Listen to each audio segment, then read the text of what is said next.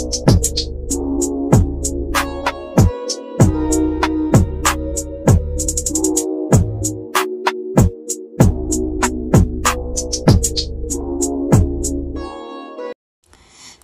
Minute, actress Grand S. Comeback at actors first sa Star Cinema, Cecilio sa inaabangang Piolo Bell Joshua Project.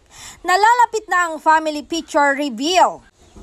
Dahil ayon sa dokumentong nakalap ng KPEX official mula sa mapagkakatiwalaang source nitong Sabado ay nalalapit na ang pag-aarangkada ng Grand Ensemble family drama na pinagbibidahan nga nina Del Mariano, Piolo Pascual at Joshua Garcia at may dalawa pa silang makakasama.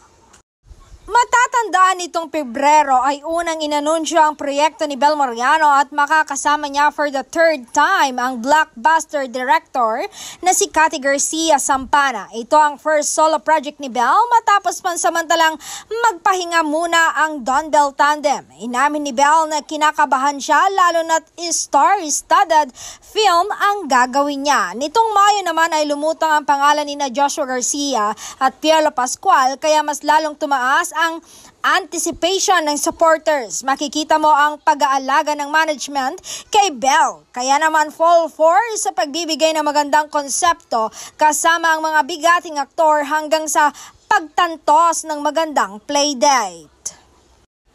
Ang dalawang aktor na bubuo sa Familia Movie event ng taon, ang versatile artist na hindi na bago sa larangan ng pelikula, ngunit ito ang una pagkakataon na makakatungtong sa Star Cinema at ang Grand SC comeback ng aktres na dapat pakaabangan dahil magsisilbi rin itong reunion project. Hindi man namin pwedeng ibunyag ang synopsis ng pelikula, ang sinisiguro lang namin ay malalang acting, showdown ang masasaksihan at naroroon pa ang tatak Star Cinema na relatability ng kokorot lalo na sa bagong henerasyon ng moviegoers. Nalalapit na ang production at target play date unless may mga pagbabago sa schedule o kung sakali man na magkaroon ng recasting pero sana final na talaga kasi swak na.